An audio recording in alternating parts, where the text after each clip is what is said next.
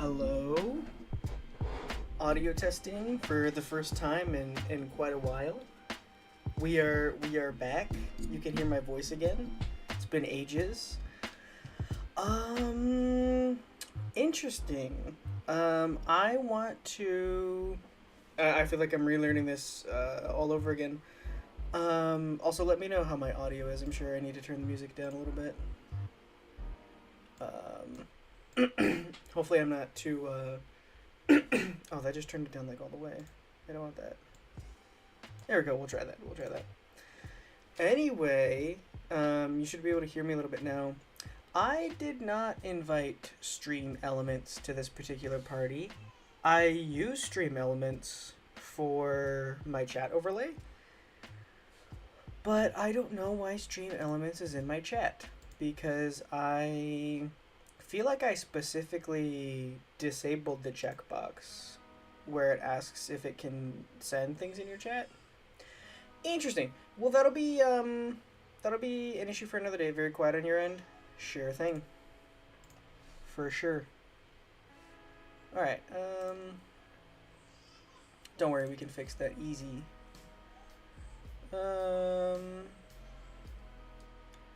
Yeah, let's see. Oh, I forgot.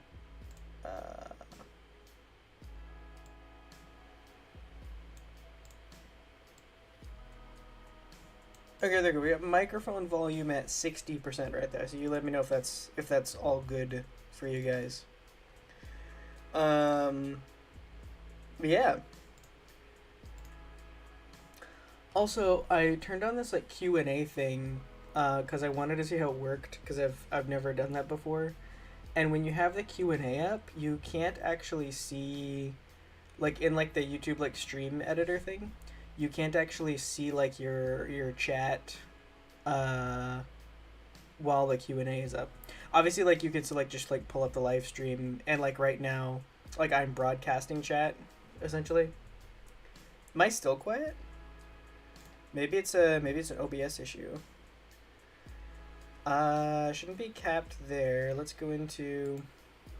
I also have not used OBS in a while, but it has gotten multiple updates, because I feel like OBS updates at least once a month, sometimes every couple of weeks, depending on what you're doing. Oh, I also have my mic turned a weird way that it's not normally turned. There we go. Let's see. This should be, yeah, okay. So that's still the correct audio input on OBS at least. So that's good. Missed these streams. Glad you're back. Thank you so much, gaming. I'm glad to be back. Still pretty quiet. Okay, I'll turn the volume up on my mic. We'll give it a solid 80. Solid 80%. That is weird. That it's so subjective. It's not the same. It's not the same thing every time. Because it used to be fine at, I think it was about like 50% volume. My mic used to be fine. It is still plugged in. Well, yeah, of course it's plugged in, because I just checked in OBS, and it's obviously I can't have it as a source if it's not plugged in. Inferno is relearning everything. Essentially, Inferno is relearning how to breathe right now. So that's the level that we're operating at. Well, I get all this figured out. How are you guys? How are you guys been? I know that I've gotten to talk to you guys in the Discord. I would say it's a fairly substantial amount, but this is the first time back to live streaming. So how we doing? How we doing on the stream? This is crazy. That is very good sound now. Good.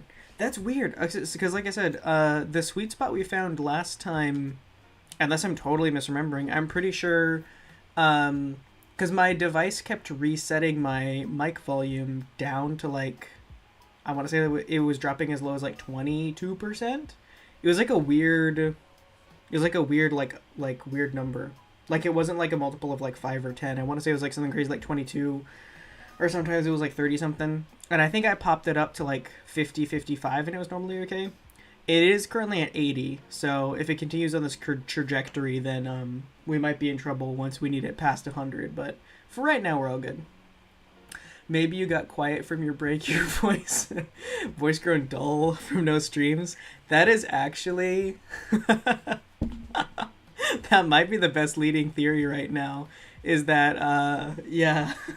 Well, it's like a muscle, right? It's like, if you're going to the gym all the time, you get like all buff and everything. And my voice was, well, specifically my streamer voice was getting buff from streaming, but my streamer voice is atrophied. It's weak now. That could be it. This is cool to be back. It's kind of weird, not gonna lie, because it's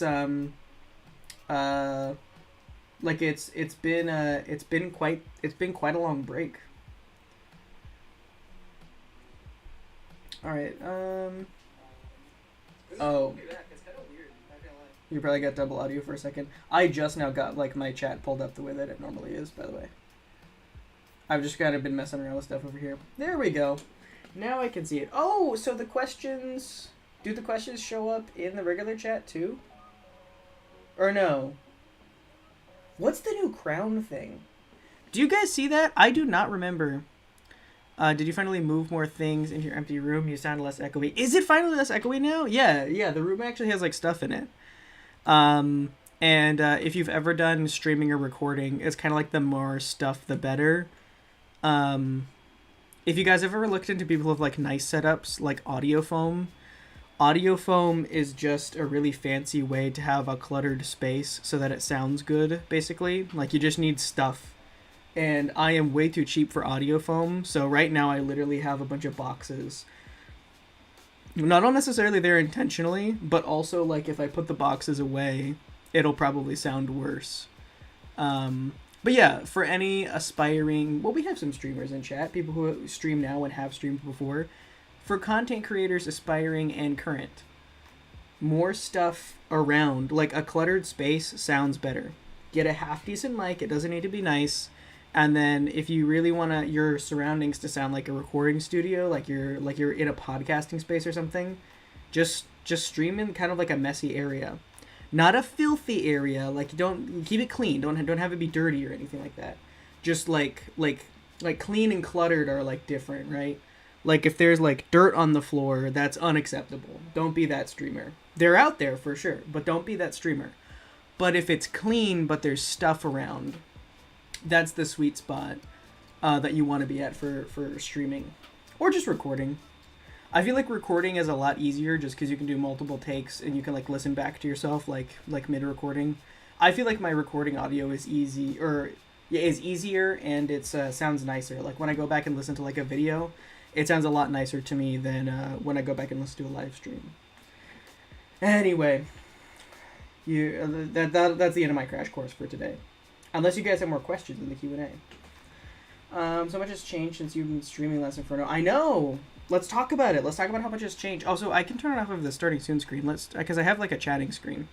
We don't need to go to anything crazy, but starting soon is deceivious. Because it's not true. We've started.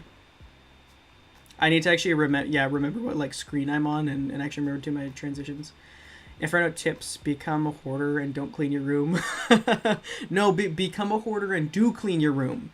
That's how most people get it wrong. See, some people tell you don't be a hoarder, and then you live in like a really modern minimalist space, and you're like, oh, this is so fancy, but then you go to record, and your voice is bouncing off the walls, and it sounds echoey, and it sounds like you're yelling into a trash can when you go to live stream. That's never going to work. But then other people tell you, do be a hoarder, and don't clean your room, and then you have really good audio, but you live in filth, and it's terrible. That'll never work. The sweet spot no one tells you about: do be a hoarder and do clean your room. Your living space will be pristine. It'll be very sanitary, but it'll also be really cluttered. And then you might have some tripping hazards, but it'll be clean. There'll be nothing weird or creepy growing in your room, and you'll have perfect audio. And that's the, I can't call it anything other than the Inferno method, really. That's where it's at. So my audio source, because I switched scenes. I was like, why do my audio sources look all different? I switched scenes, of course. But yeah, so much has changed. Also, I think I missed it. Someone might have said something about like the little crowns. Do you guys see the little crowns? Because when I look at my chat, some people, no, every person has a little purple crown with like a number next to it, and I've never seen that before. I need to scroll up and see if I missed.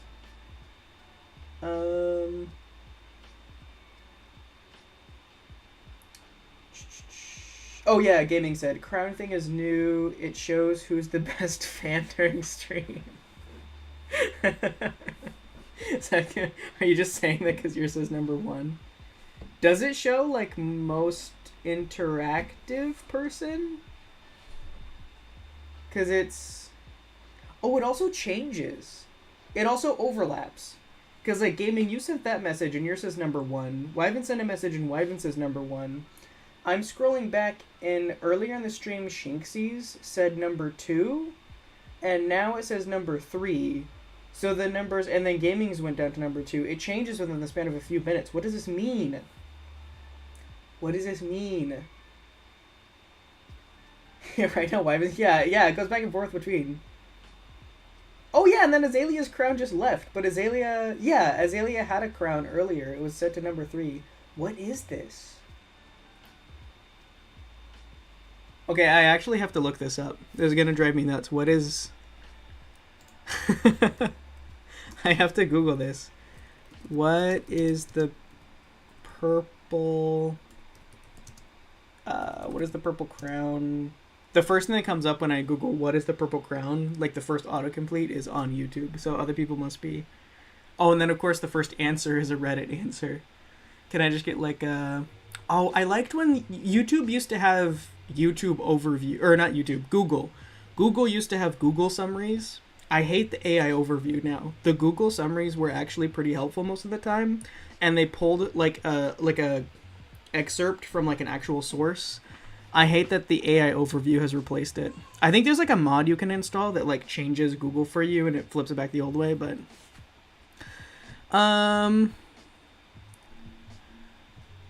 okay.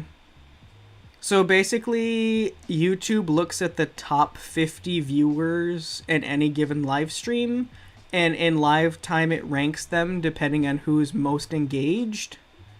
How does it rank engagement points? The crown icon shows the total points a viewer has earned by interacting with a specific live stream. So there's a point system to it. It's not even just it's not even just like it is like a rough like, oh, who's chatting right now. I guess it looks at a point system. Participants in the live stream participate in the live stream by leaving comments, watching the stream, and interacting with content. Your engagement is tracked and your position on the leaderboard changes based on your activity relative to other viewers. I can't say that's necessarily like a bad idea, because a big criticism of YouTube live streaming, specifically versus Twitch streaming, is that Twitch streaming is a lot more interactive. And people in the YouTube streaming space have been, for literal years now, pushing for like more unique YouTube interactive features. So I guess it's not bad. I think the thing that makes it weird for me is that it's a point system specifically. It feels very strange that like you accrue points to like get the... Like it would be like if there was like a little icon that showed like the top 3 like chatters that were like saying things most, or like if someone like left a like on the live stream and then like they got like an icon for a few minutes to like encourage like that kind of engagement. To show like who's like boosting the live stream by like liking it, or like I would understand that kind of thing. I don't know, interesting. I don't know how I feel about it yet. I'm sure I'll get used to it. I think it's just because it's new. This is my first like stream back, and YouTube's already changed things. So, while I was looking it up, I didn't see that Shinxie had literally already looked it up for me. Yeah, you get XP for live chatting and stuff. It looks like yeah. That's a much more concise way of putting it than my rambling. But yeah, that's how it works. It browser has an option to disable AI overview. What browser do you use? Would it be Opera GX by chance? That's the big one I see people pushing right now. Well, not right now. That's the big alternative browser. I guess for the past couple of years it has been. Twitch has a similar thing, but it doesn't show as a leaderboard, and you can spend points to interact with stream. Oh, yeah, I know what you're talking about. Yes, Twitch has had that for forever, where, yeah, just by watching a stream, you accrue points, and then you can spend those points to, like, get, like, a highlighted message or, like, a custom thing. I think that's a good system. I think it is too... I think YouTube would get some flack for just copy and pasting that system over, but I think it would be good if YouTube had at least an equivalent. When most people think of that, they think of Twitch normally. That is a pretty Twitch specific thing, but it is a good system. So yeah, it would be nice if YouTube had like some sort of equivalent, because what it essentially is it's like a free community currency. You spend nothing to get that currency, but then you can spend it on more engagement. So it's like rewarding, like it gives you reward just for watching, but then also because you get rewarded, like you're more invested in like that stream and like you're more likely to come back. It is a good system. I love scaring the streamer. Enjoy watching with it. Oh, do they have like a jump scare thing? Oh, also, I forgot what we were actually going to do today. I was trying to figure out what I wanted to do, because I just wanted to have, like, a stream back where, like, not too much was going on, and I could just kind of, like, talk to people and whatnot. So I figured we'd do some pixel art. I've been really into pixel art lately, and so I figured I would go ahead and I would draw a few pictures here. And we could just talk and draw, and then you guys could suggest things, too, if you had anything. Oh, they have a creeper noise? Well, if that's going to be our first thing for today. That brush is way too big. Let's start off easy. Let's do a Minecraft. Why is that brush so big still? There we go.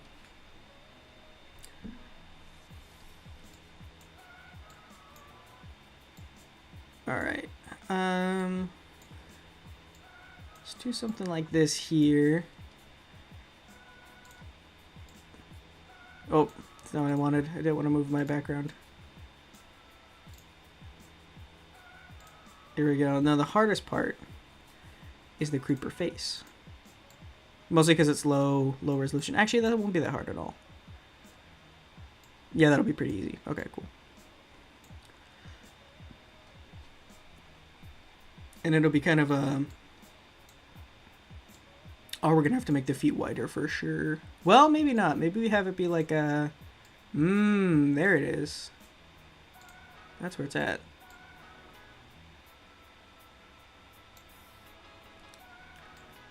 There we go. And then we can have a little Game Boy style creeper. All right, let's have classic black and white. And then we'll do a little bit of, see what kind of green, kind of like a forest green here. There we go. No. I got green outside the bounds of green. Alright, here we go.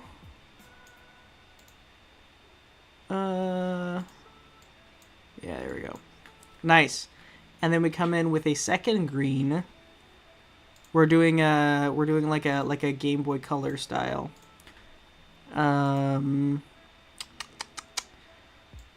Yes, have we dark green at the bottom.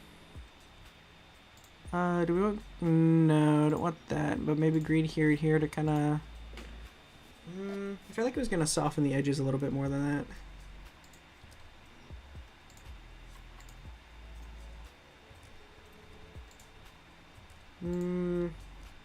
A lot of this is kind of just experimenting with the different colors. Let's see what we think about... Because in the actual Minecraft texture, it kind of looks more like this a little bit. I don't think that's it, though. Maybe we just kind of try like a... like kind of like a camo kind of thing. Maybe that's where it's at.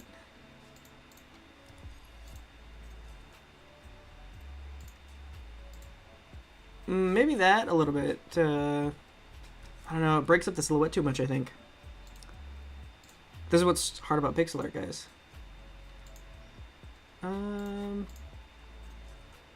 There we go. I don't know. What do we think about the kind of texturing here? What are we thinking about this right now? Is this the vibe or is this not the vibe? This is just Photoshop. Well, actually, this is not Photoshop. Photoshop got way too expensive around the time that I wanted to buy it. So this is the 2019 edition, I think, of Photoshop Elements. I did not buy Photoshop Elements for pixel art. I wanted to do general like editing and like graphic design and stuff. So I bought it. Oh, actually, I think I asked for it for Christmas one year. Or maybe I bought it.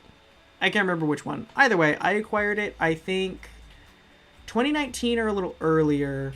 And yeah, this is Photoshop Elements, which is significantly cheaper than the full version of Photoshop.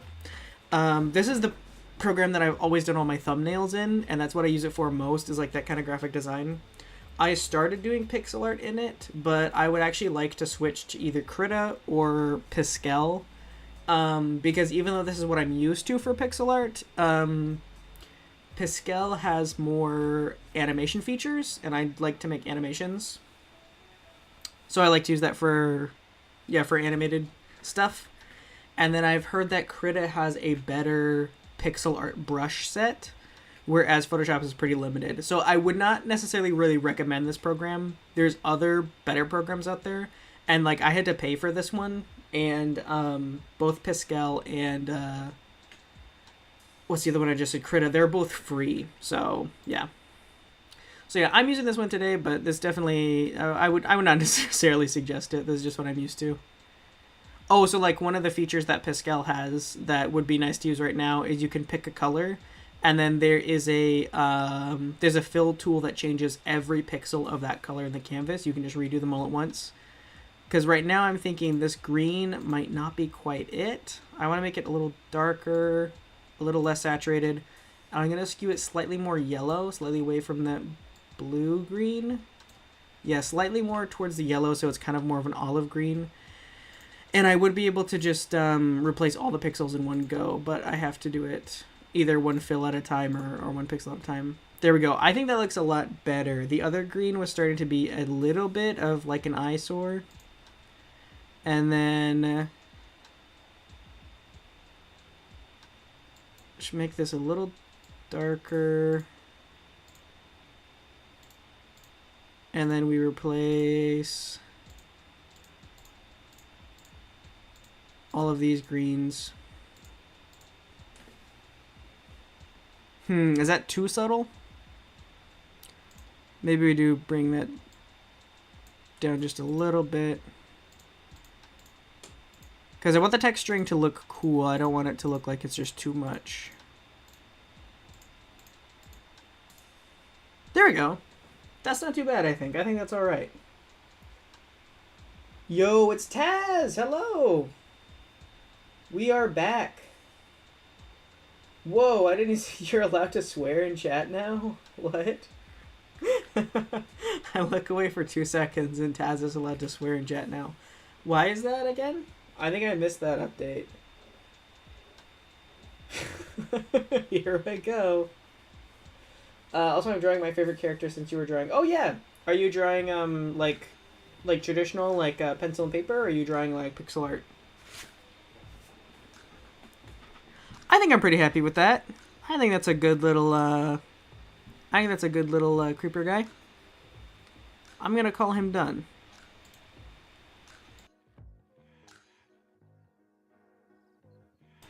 I had to turn my mic off for a second. I had to sneeze. Okay. Cool. All right. What next? What next?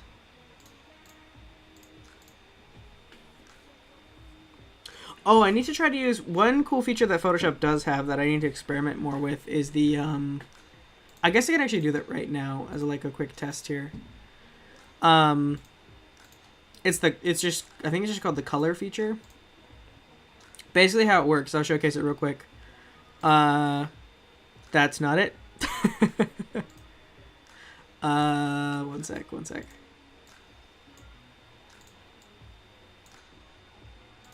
There we go.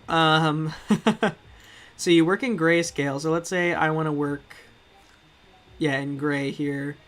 And then let me add some little bits of those like texturing elements that I was adding in before.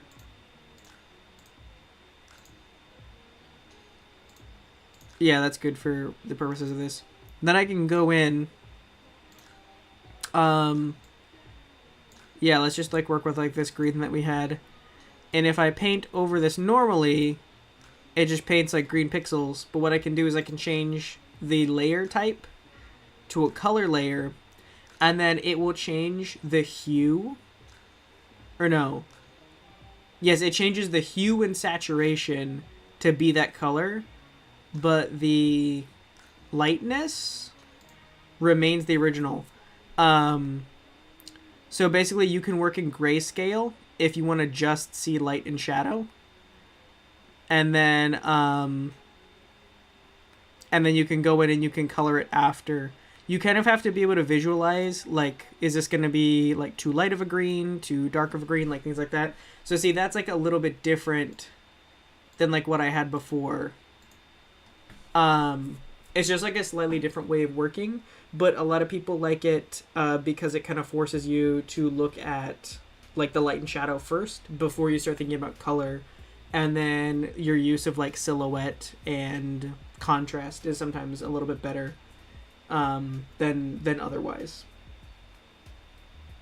That's a very long-winded explanation of like one small feature, but it is a feature that I want to play around with a little bit more to improve my pixel art. Digital hand-drawn, gotcha. I don't usually draw on pencil and paper since that's inconvenient. I get that for sure. I just realized the character is wearing a scar and doesn't have a fluffy cloak. Oh, gotcha. Does that change your does that change your plans for drawing? Did you say what character it was? I think I might have missed if you said that.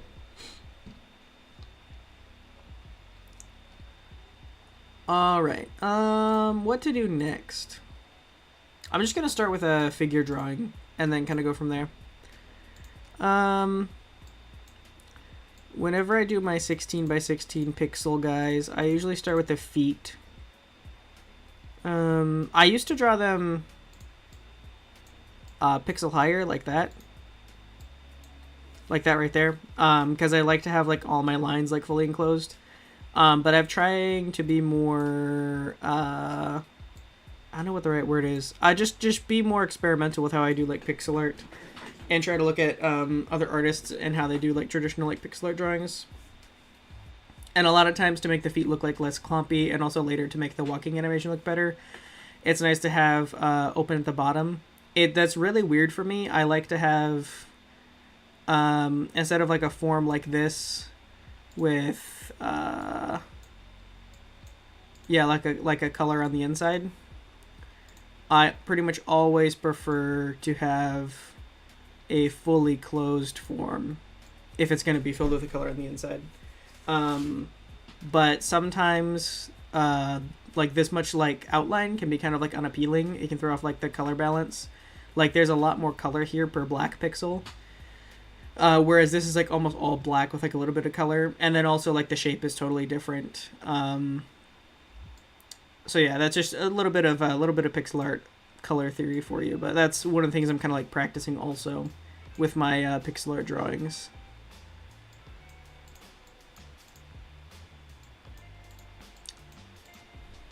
And then for like when I do like a figure drawing and I have like the hands, if it is like a more I don't know, like my neutral is like kind of like this like flat look where it's almost like a stylized like hands at an angle, or like hands like just barely like popping out of a sleeve. Whereas if I am working with a character that's like a buff, like muscular, or like a fighter like type character, then I will do like the big like round hands that are kind of like look like fists. I see a lot of people that just jump straight in and do like the big round hands right away. And they do look good a lot of times, but sometimes they look like too like big in proportion with the feet and everything.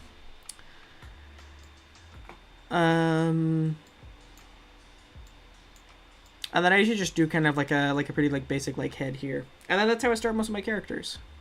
I haven't decided what character this is going to be yet, but because I've been doing like a lot of like this type of drawing, I just thought I would kind of go through that and talk about my process a little bit.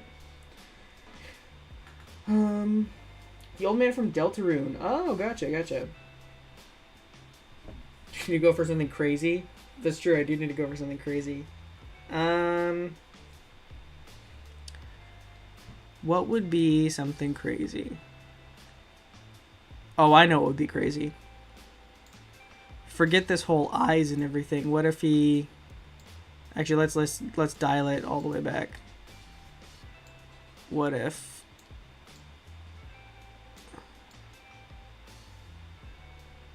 We'll refine the form later.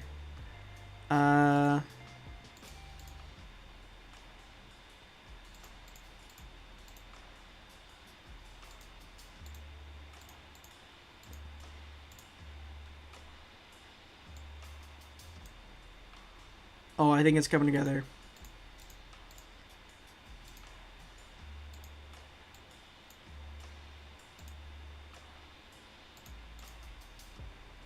Okay.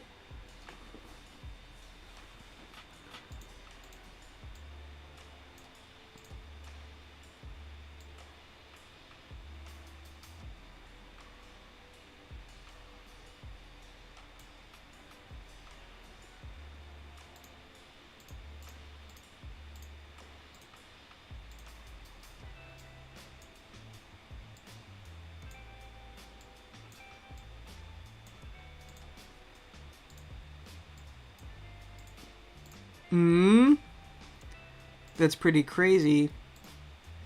It's just a big mouth with teeth.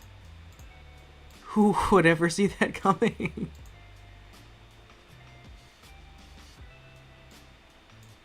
That's too much teeth on the short teeth. That's way too much. There we go. Alright, I think that's close to the right amount. Now we gotta kind of clean up the shape a little bit. I think the outside definitely needs to be like a little bit softer, I think, for sure. I could do like it a little like weird and lopsided. What do we think about that? Is that crazy enough? Like a big... I bet we could do like a... No, I think we can push it further. I think we can go crazier. I think we can go more crazy. Let's see, maybe like out of like this corner of the mouth. Our character has like a...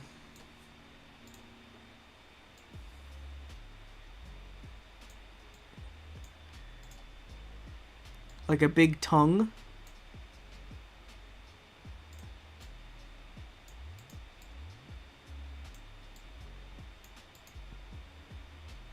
There we go. I don't know if that reads... I don't know, does that read well as a tongue, though? I think maybe it needs to, like, go back into the mouth a little bit more. I think that's part of what we're missing. Like, it just kind of, like, comes out of nowhere. Yeah. Yeah, I think that was a problem for sure. I think that looks a lot better. And then... I don't even know what to do for the like the shirt and hands. That's a tough one. Kind of cut into the shape a little bit there.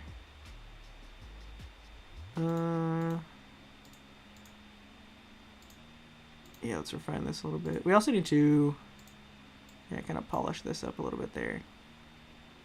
There we go. I'm wondering if the... Yeah, I think this interior red needs to be a little bit darker and a little bit more saturated.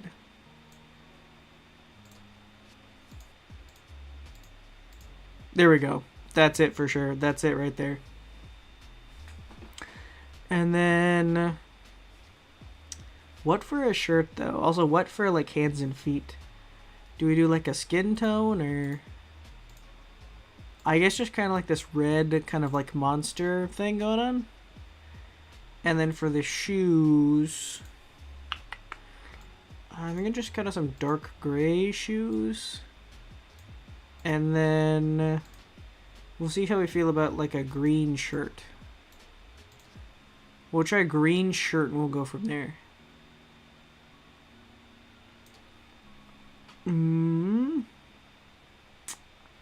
Maybe? I don't know if that's crazy enough though. What if we take... Say, does the tongue need a little bit more?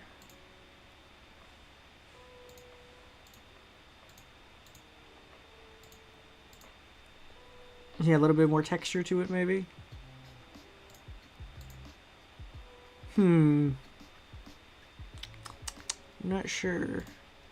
I almost feel like the green just doesn't go with the rest. I'm gonna try the shoe color.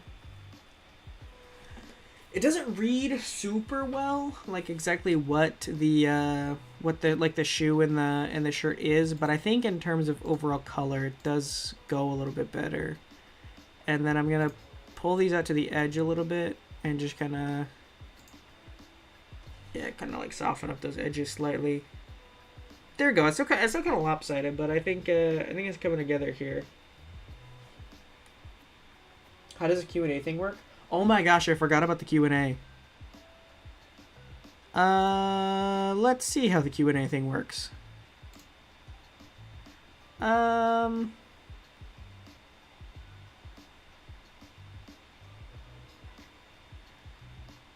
right.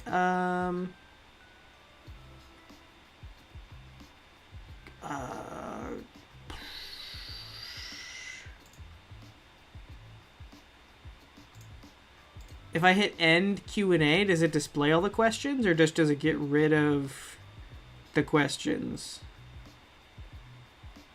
I wouldn't want it to get rid of the questions, because that's kind of like the whole point. What does go to channel do? It literally just goes to my YouTube channel. Why is that a feature that that's the only two options is go to channel. I guess end Q&A and it displays the questions. Unless they're just supposed to read the questions off of here.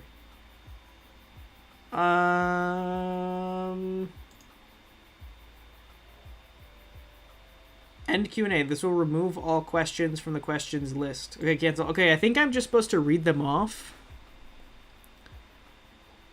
Maybe that's like why they like appear here. I don't know. Okay, cool. I guess I'm just supposed to read them then. Yeah. I was wondering. I didn't know if they would like if I hit end Q&A, like if they would like appear somewhere where people see like, oh yeah, it's okay. Yeah, Q&A. Test question mark. Here is a Q. Oh, this one comes in from Wyvern the Mage. What the heck? 3 exclamation points. This comes from Taz. How do I be financially stable in an economy where no amount of income can supply my basic needs? Oof, that's a hard-hitting question. That's a question that I think affects us all. Yeah. It's kind of because there's kind of like the economy loop of economics, where if you increase the minimum wage to be like a livable wage, then people can live off of like their jobs for a while. But then to like accommodate for that, like people who pay employees make all their stuff more expensive, and then the cost of living goes up, and then the minimum wage that was livable is now no longer a livable wage. So it just kind of keeps spiraling on itself, and the only real way to fix it is to just kind of not have it be that way. That's rough. No solution. Next question. Inferno, why do you start with... What? Why do you start with the feet? What? When do I ever start with feet? What is this question? Next question. How many of these can I send at a time? And I think an infinite amount. Next question. Inferno, are you cool? Yes. Unfortunately, yes. Next question. Wait, can I swear in here? I can't. Nobody will know, huh? No, you can't swear in the Q&A. Next question. Hey, why did you make yourself have to read two different chats when you can hardly read one? Heart. Um, that's I don't really have an answer for you, but that is a good point. Next question. Mr. Inferno Boy, I hope you're having a great day. I'm a little unhinged tonight, as you might have guessed. Oh, that's okay. We're all. I mean, it's first time back. We're all pretty excited. That's fine. That's all good. Next question. I have a Q. Will you be my A? Sure. I think I can do that. Next question. Chat help. Next question. I'm stuck in this question box. Next question. I cannot escape this private hole of which I call my own. Next question. Send me $5 in ice cream, please. I am not financially stable enough to donate to anyone for any cause, really. So that's the whole thing. Next question. Donate to Taz Ice Cream Fund today and save a friend in need. I'm gonna have to say in official stance we can't support that on this channel. Next question. Oh, I didn't scroll down too far. I really hope every single one of these is being sent to you and you have read all of them out loud back to back live on stream. Happening right now. Next question. Please inform chat that you are a little citrus kind of dude. I don't know what that means. Next question.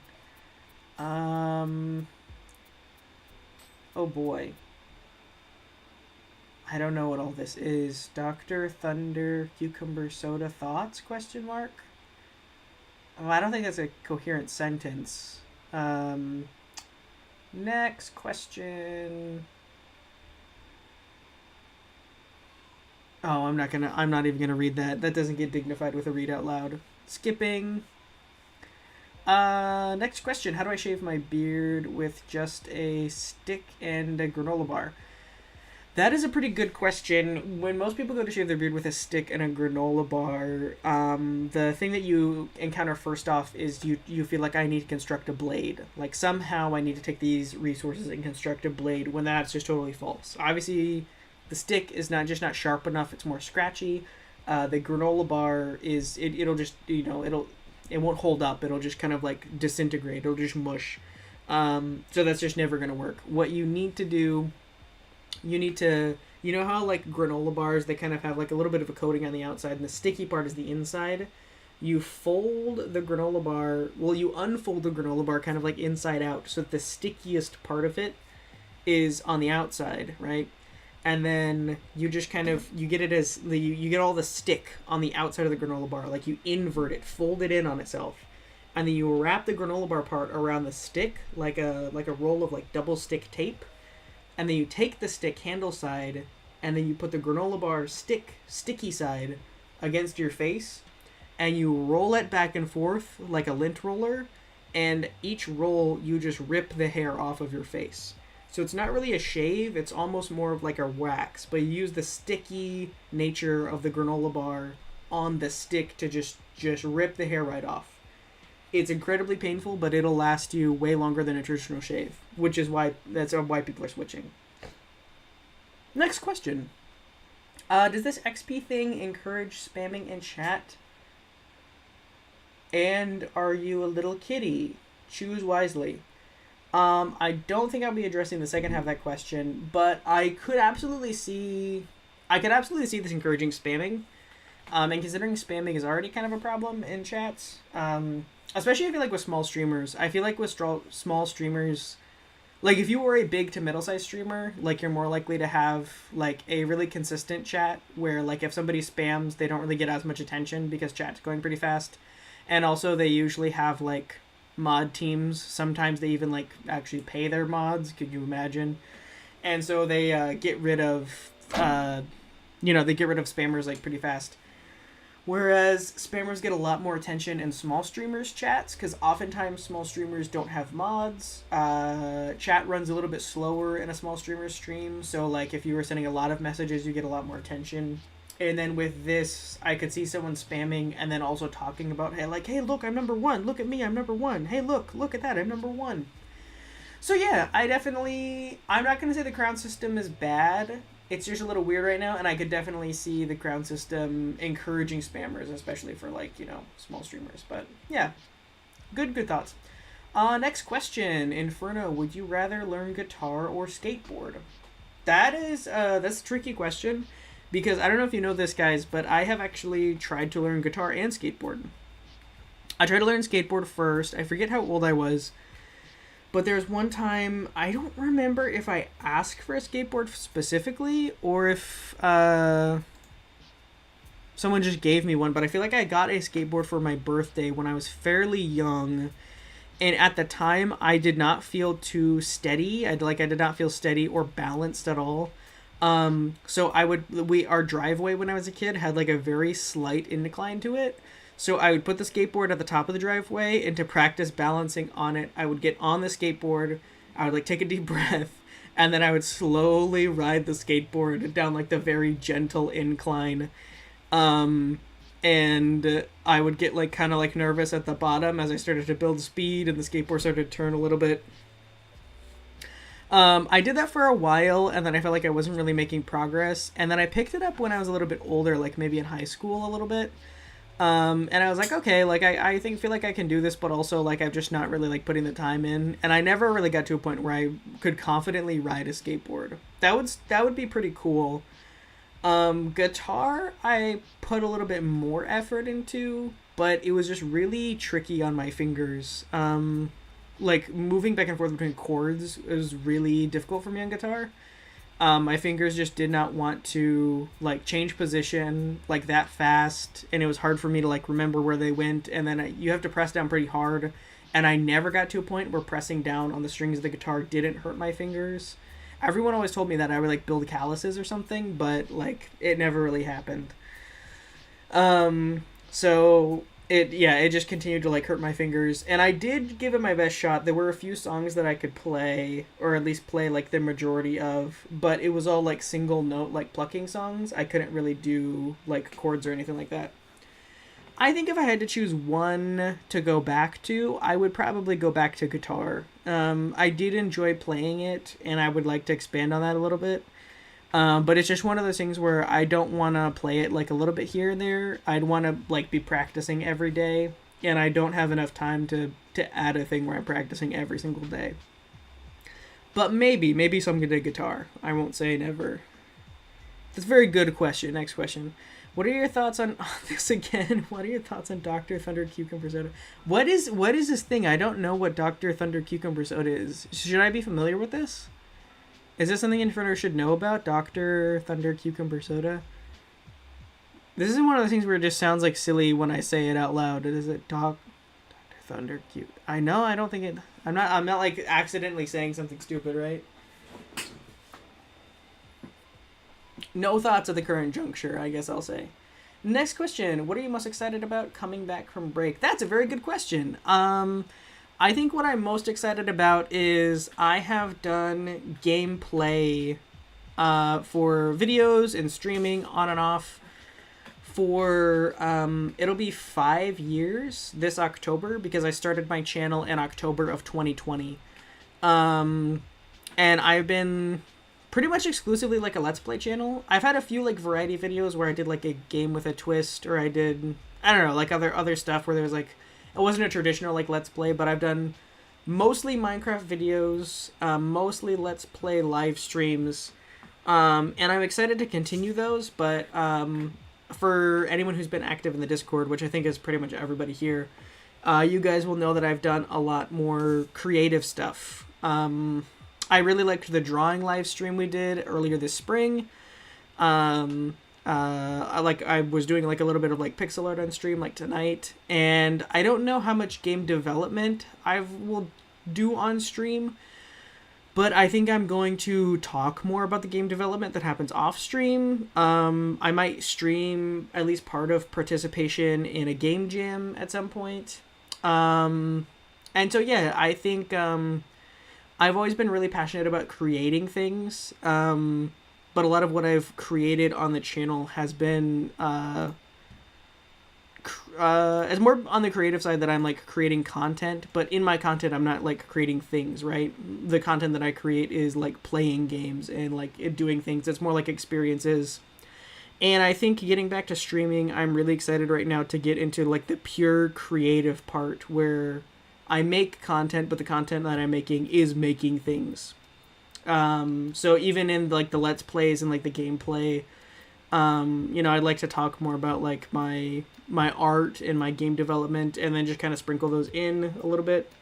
I've been thinking about like what to do for the next video because it's coming up on like a year since I posted a YouTube video, and I'm deciding if I want it to be like a gameplay video or like a game dev, like devlog kind of thing.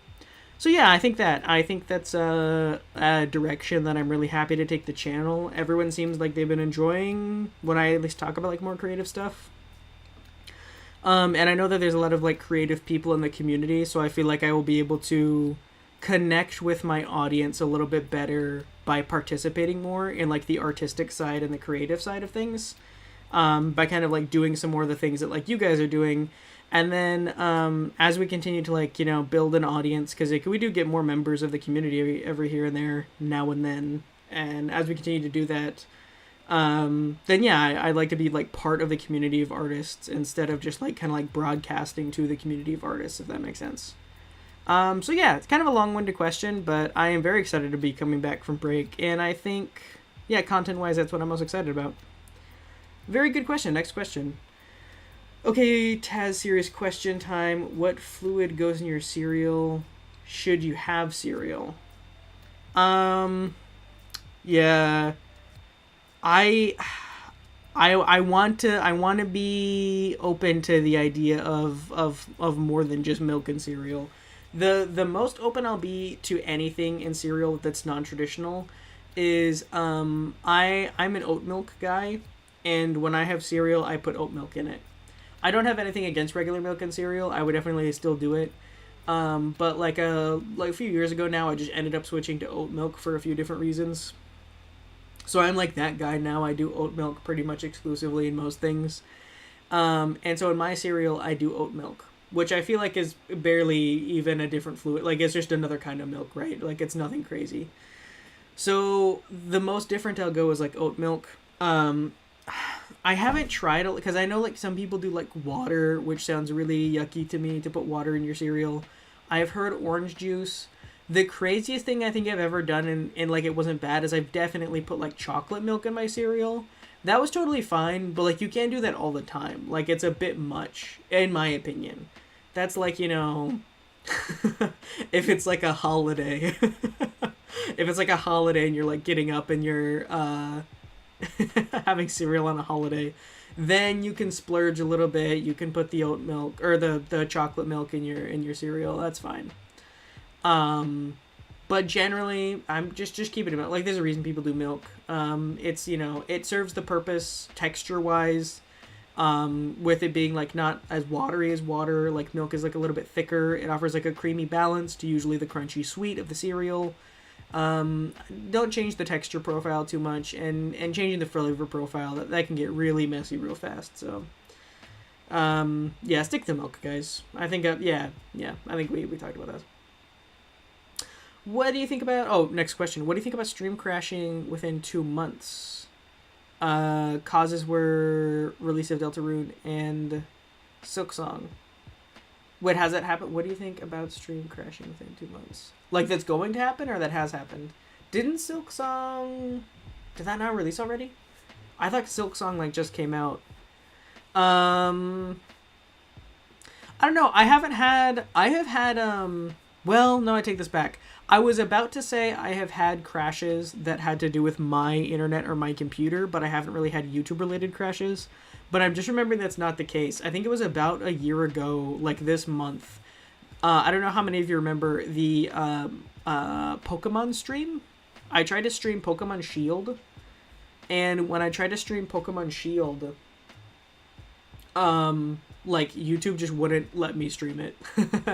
I did like 50 checks on my internet. My internet was very strong. It was like the fastest it was all week. The weather was fine around like where I lived at the time. So, like there was nothing wrong with the weather like that would like cause things to be bad. The game itself was running just fine.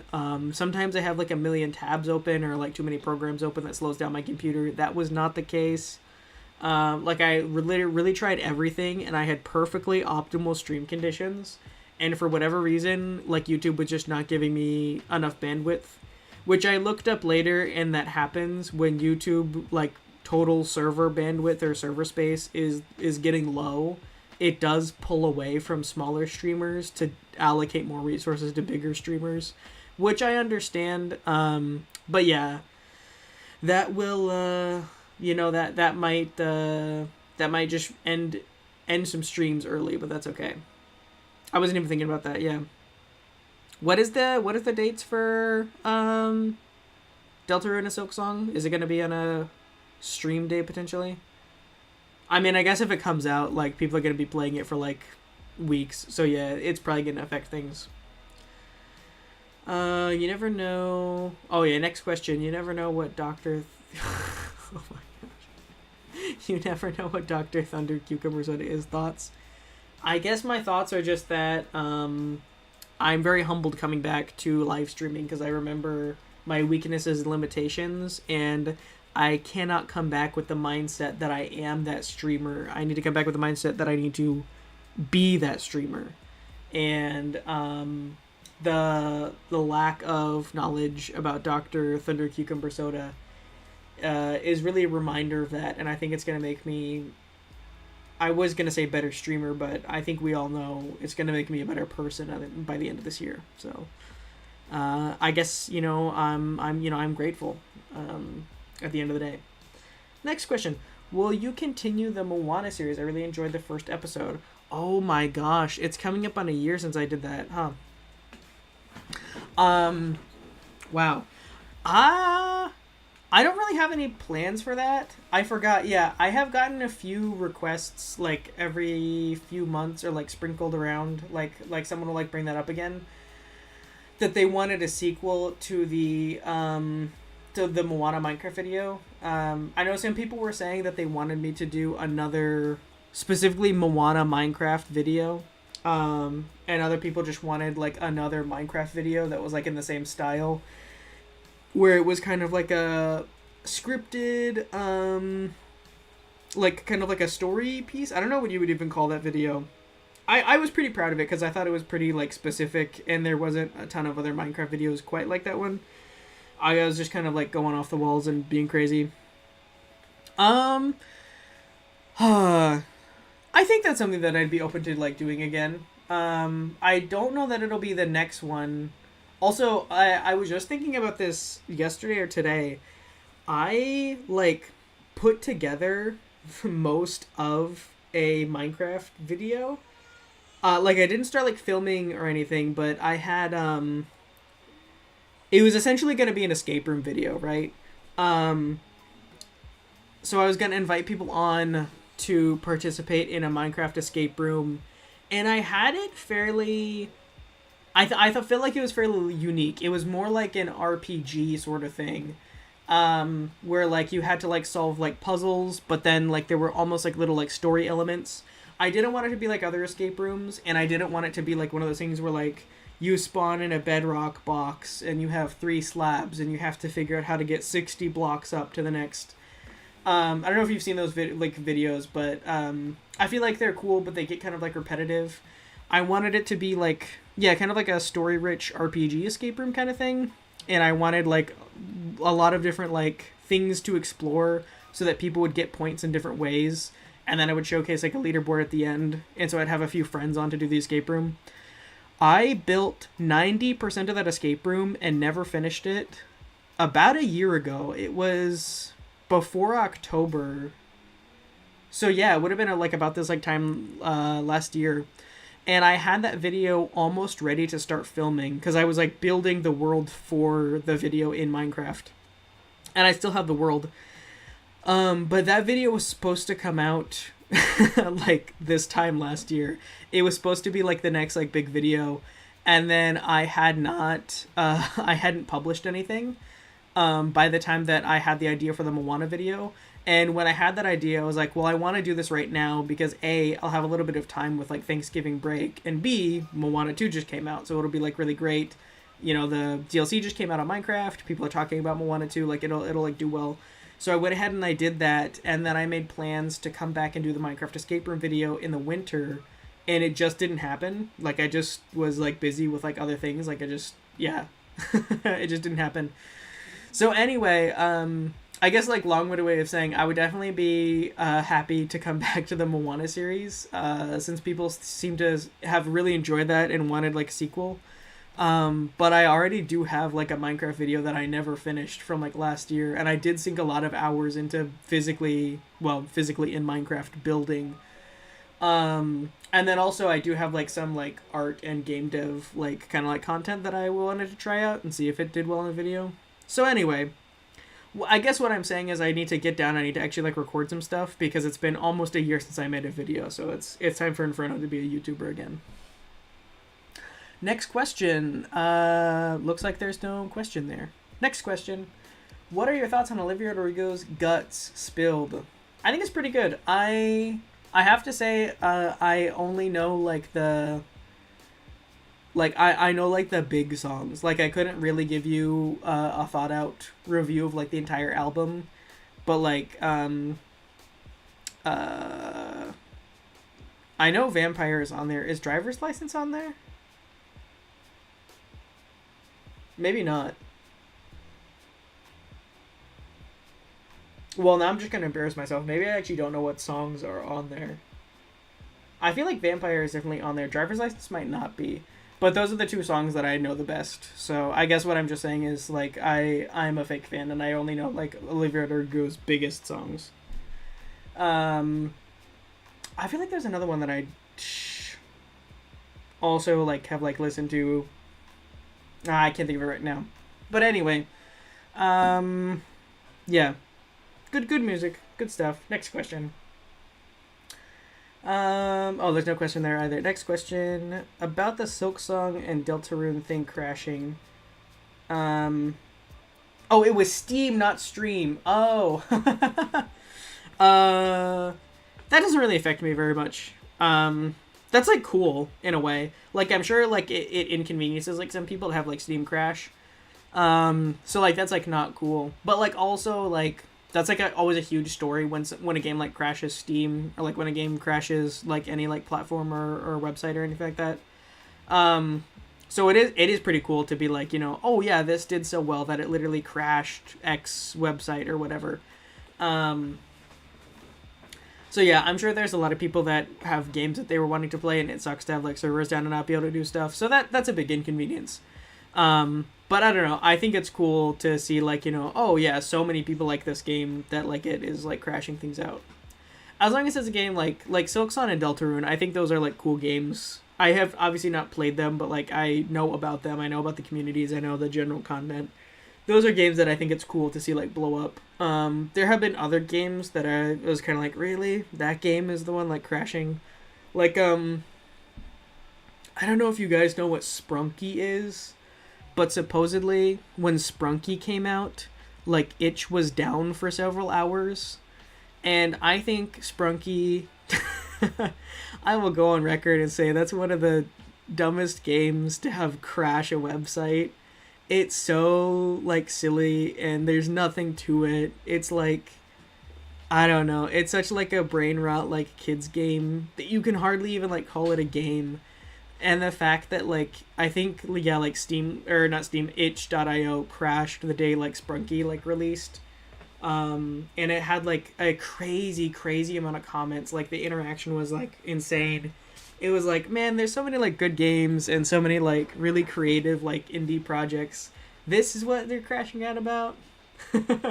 So anyway, if Steam crashes because people are enjoying a good game, then you know what? Yeah, let that be a fun memory. It's like, yeah, people love this game so much they crash Steam. I'll be fine with Steam crashing over a Silksong and Deltarune as long as it's not something like Sprunky or something like that. Skipping the next question because it's another Dr. Cucumber Soda Thunder question. Next question. Silksong came out a week ago. Oh, okay, gotcha. Also, that they meant to ask what you thought about. Oh yeah, yeah. Thank you for also providing a correction there. Inferno's dyslexia strikes again. Hold on, I need a drink. All this that's another thing I forgot about streaming is all this talking dries my throat out. I need to like remember to actually stay hydrated. Would you finish the escape room video now that your brain has been reminded it exists? Yeah, I think I will, actually. I think that would be really fun to do. I think coming back to it with a fresh set of eyes, I'd really be able to polish it up and make it the video that I wanted it to be. Fun fact, the reason why I didn't finish it wasn't entirely because I just forgot about it. That happens with a lot of my projects. I was working on the escape room video, and I know like very basic like command block stuff, and I know very basic like Minecraft adventure map building, and I kept wanting to do more and more and more, and I was like, I don't want this to feel like just like a Minecraft world. Like when people play this and when people watch the video, I want it to feel like, oh, this is like a custom game. Like Minecraft is the game engine. Like you're not like playing Minecraft. I really wanted it to feel like I made a mini game. And it's not Minecraft. Minecraft was the engine I used to make the game. And then it was right when I was making that I first heard about GDevelop from Gaming Plus. And I had wanted to make games for years. I think it was last year I had like installed and uninstalled like Unity a few times. No, it was the year before that. Last year I had like uninstalled and reinstalled Unreal Engine, actually. I think it was in 2024. And I was gonna like dabble around with that, but it was so far ahead of it was so advanced. It was either 2024 or maybe late 23 that I tried out Godot. I tried to like boot up Godot and like teach myself a little bit of Godot. And then it was, I think, earlier spring 2023 that I downloaded Unity, and that was the first time I was like, okay, I'm finally going to do this. I'm going to make games. And I think for like a year or two before I downloaded Unity, I had like talked about like making games. And I had like said that I really wanted to like find a game engine. So I had been like, I had like game development and like game engines like in my head for forever. And eventually I would like try to watch like an intro video. I try to watch like a crash course. I would download a free game engine having no idea what I was going to do, and then I try to dabble around. It would be catastrophic. I wouldn't learn anything, and then I get frustrated and I'd uninstall it. So I was working on that Minecraft video, and I was thinking like, okay, like, you know, I want to make this like a game, like Minecraft will be like my game engine for right now. And then it was when I was like on that like high of like, okay, like I'm making something, I'm making a game, that I learned about GDevelop. And then after that, that's when I started doing practice games. And then I started development on Pump Ghoul, which has gone into retirement indefinitely for right now. But it was a really fun process, and I got like really, really involved in like, you know, like, oh my gosh, like I can actually make things now, and it was like super exciting. So now that I think I can balance out like GDevelop game development and then like Minecraft stuff, I think I can go back to it. I'd be happy to do that. All right, and then next question. Oh, next question is a skip question. So, oh, I meant to mute. You heard me cough. No. Dang.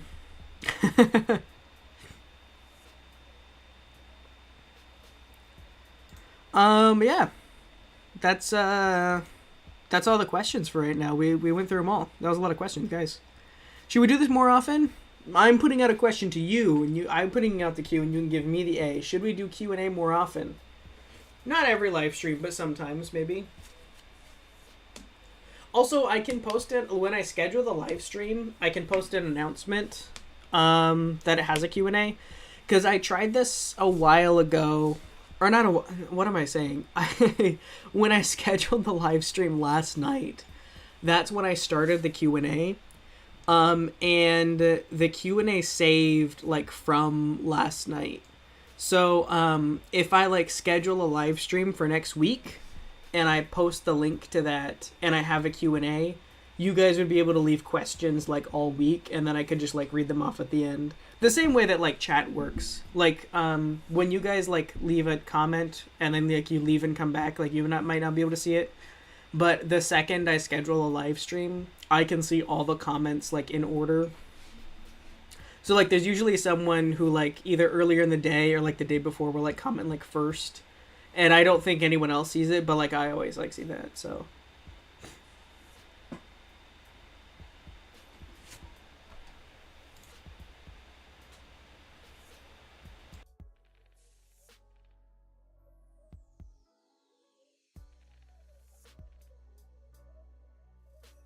sorry, I'm muted again. I had the cough once more.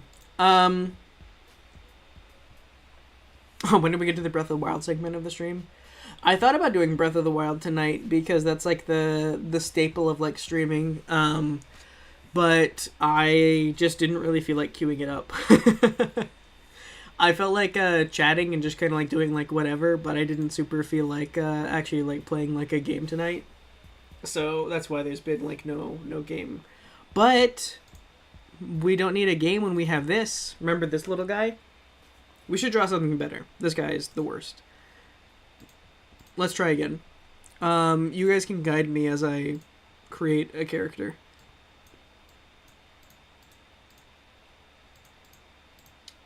Oh, dang. Not symmetrical. There we go. Okay, let's do...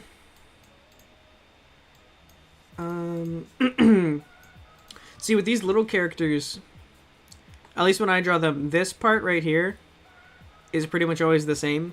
Or it's always, like, pretty similar. There's not a lot of variation in, like, these pixels here. It's all in the head area. The head area is where, like, the personality of the character comes in. So we will do... Oh, well, you guys are actually talking about Breath of the Wild. Let's just do Link. Let's just do a classic little Link.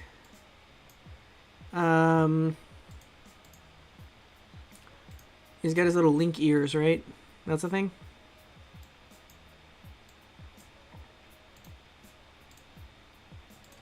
Here we go. And then, let's see. Well, the old Link has just got a hat, right? Can you actually see, like, the original Link? Can you actually see, like, his hair or anything? I didn't think so.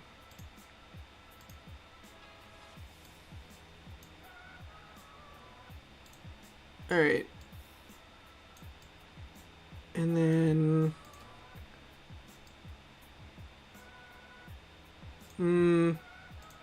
It might not be it.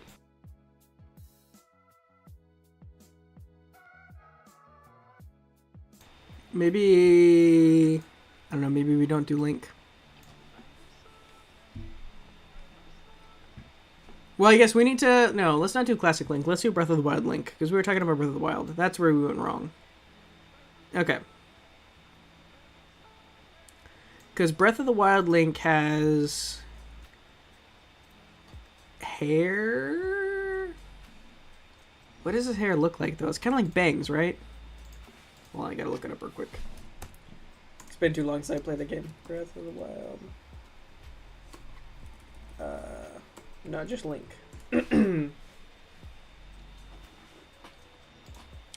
Okay, it's got like cool... Oh, it's really cool hair, dang. That's gonna be hard to draw. We will do our best. Okay.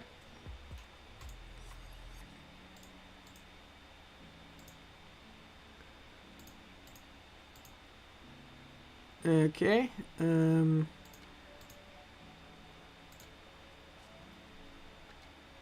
then...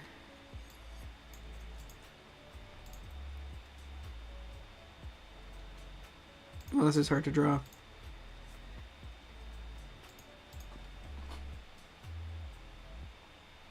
Okay. I'm getting why they didn't draw him like this in the old games.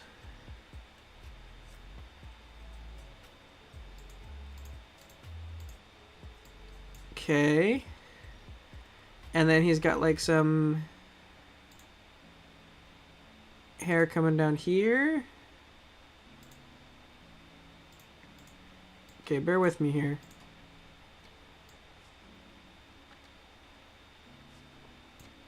I guess it's kind of hard to read.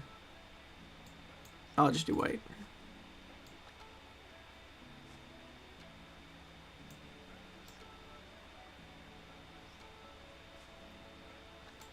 I was kind of thinking like the hair would like kind of come down like that.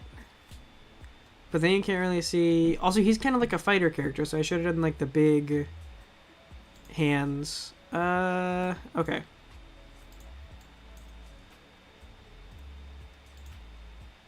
Not to worry. Oh, okay, and then... Yeah, and then that'll be like the little bits of like hair coming down, right? And then maybe like a... Oh, I feel like every pixel I add makes this worse.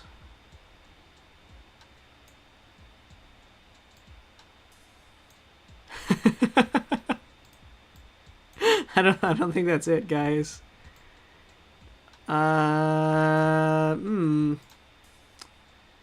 Well, I think maybe we give up. I don't know if this is gonna come together. I think it might just be not meant to be.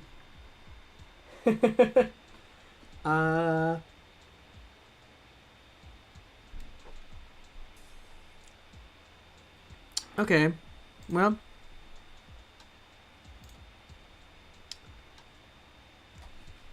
Alright, we cannot give up. Let's do, real simple. Really super simple. We won't even need to, add color for this one. Check this out. I keep drawing it off-center for some reason. Nope.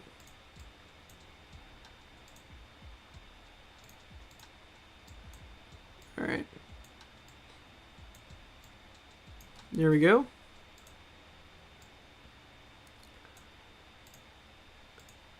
Alright.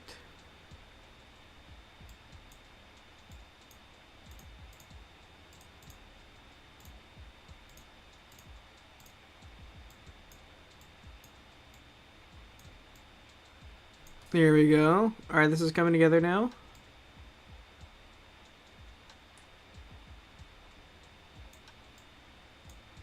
And there we have it, a little astronaut, and we'll even give him like a little oxygen-y thing, sure. Right there, perfect. Perfect.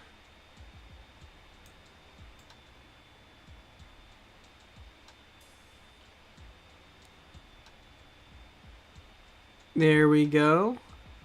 And we'll add a little bit of shine on the there we go, perfect.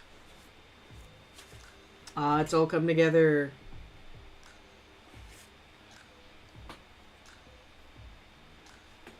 I actually do want to do more pixel art in this style. I was thinking about that. I've been watching I guess not really. I was gonna say watching videos, but I guess that's not true. I guess I've just been looking at pictures of people's 1-bit pixel art.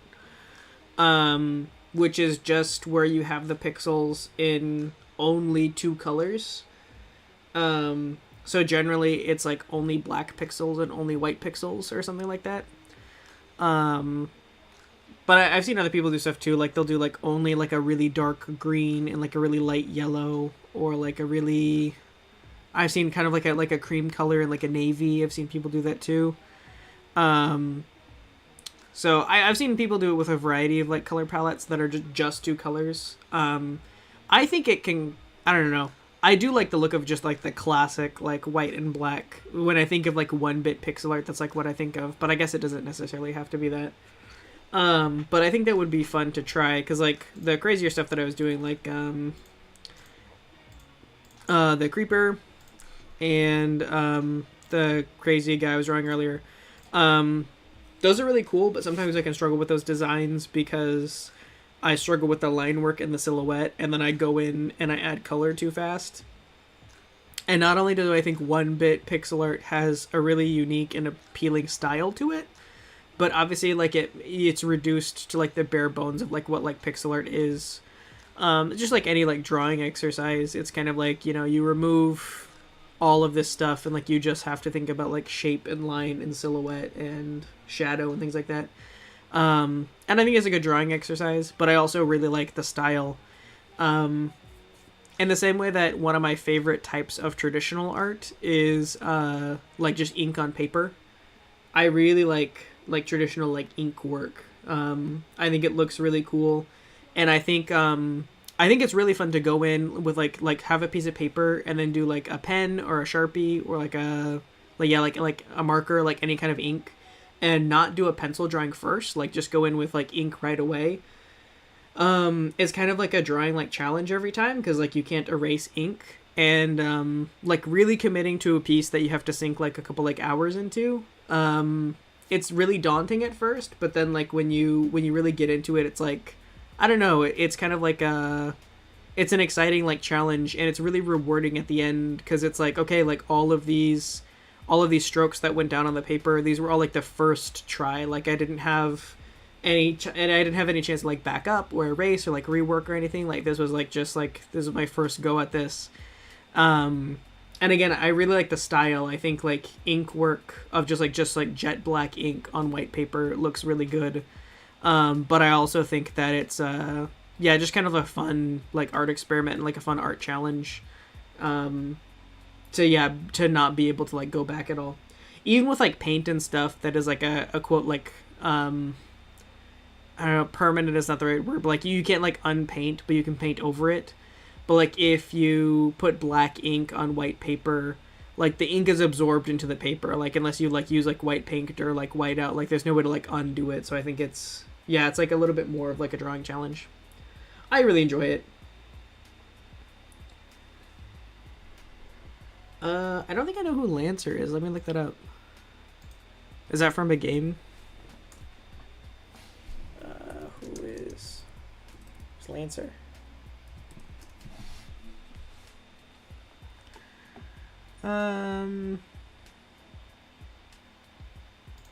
Oh, is it a Deltarune character? Gotcha.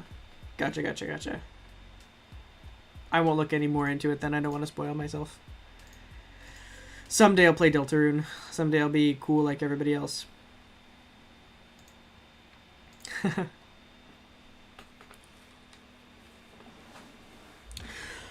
All right. I think I'm going to call it there for the live stream for tonight. It is really fun to be back. I don't really have a schedule or anything right now. We're still like easing back into things. But yeah, if you couldn't tell, I'm just kind of still figuring things out since I just did like a surprise stream that I literally just announced yesterday, like went live. We're still figuring it out. But yeah, thank you all for being here. I'm not sure right now what day stream will be next week, but as of right now, you can consider weekly streams back up. So we're back.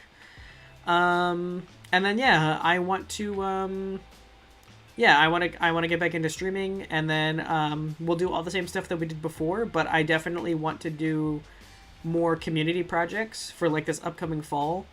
We've talked a little bit in the Discord about a game jam. Right now I'm thinking game jam around maybe like Thanksgiving or Christmas or both, maybe, potentially.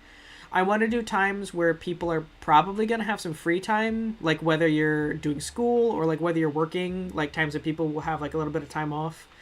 But I also don't want to do anything that will like take up all of your time off, so that like if you just want to like, chill and like watch TV and everything, like I don't want to have a community event that will like take your relaxation time away from you.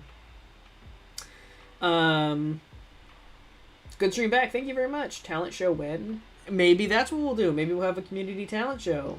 I'm open to pretty much anything. Glad you're back to it. I definitely miss these streams. I miss them too. It's really fun to be back. Yeah, it's good to be streaming again. And then in addition to streams, I definitely want to do more community stuff. Like I said, I think those game jams would be fun. Sometime this fall and winter, one or both of those.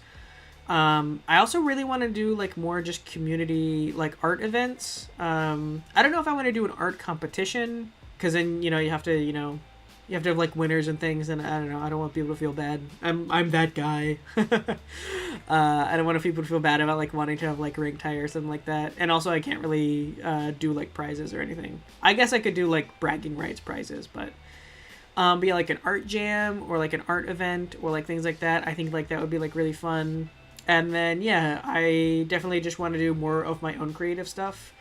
And I want to make sure that all the things that you guys are working on, you have all the because yeah, you guys are also like making cool things, and I want to make sure that the Discord continues to be a place where you guys can share that and talk about it, promote your own projects, and like share your own creative endeavors.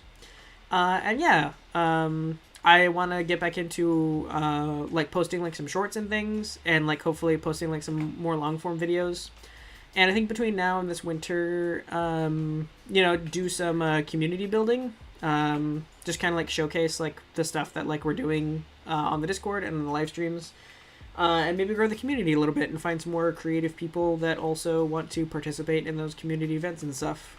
So I think it'll be really fun. I'm excited. I'm excited for yeah, this fall and winter of streaming, and then we'll go from there. Will be a good time. Let's see. Will there be a schedule soon? Yeah, there will be a schedule soon. I just don't have it right now. This month might be a little bit more up in the air because, like I said, I mentioned the Discord, but Wednesdays are not going to work out for me. Hence the stream being on a Monday. But also Mondays aren't totally set in stone. That's just what I wanted to try this week. So we'll see about it. You guys can give me feedback on if tonight worked for you and everything, or if other nights are going to be better. But it's hard because everyone is busy at different times, and no time is really like perfect. So, but we'll do our best. But yeah, I do want to be proactive about like schedules and everything. I want to do like all the right streamer stuff. I feel like sometimes I will be good about a schedule, but I'll forget to actually like make thumbnails. And then other times I'll make like, oh yeah, I've got all the thumbnails done ahead of time for streams this month. And then I forget to actually like put a schedule out for streams this month. I'm going to try to do it. I'm going to try to be better. I also miss having Dr. Oh my gosh.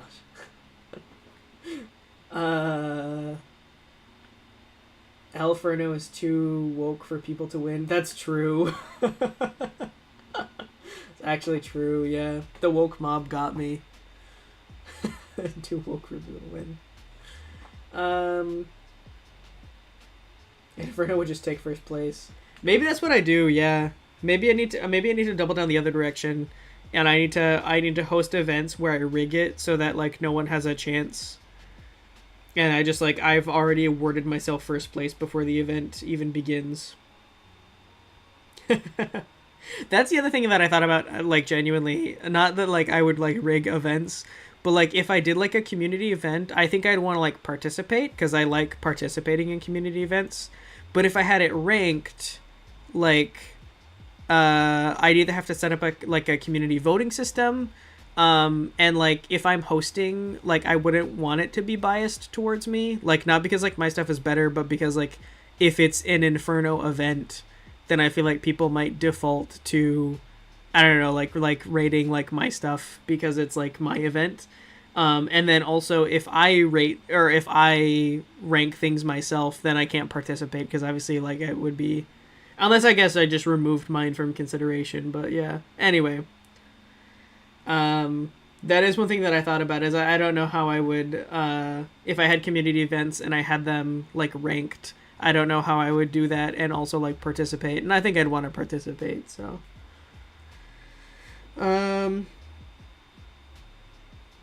will DST be on that schedule? I have not really thought about like what games I want to start off with. Maybe DST, because yeah, that was kind of a game that we had like at the end of like last month that we streamed.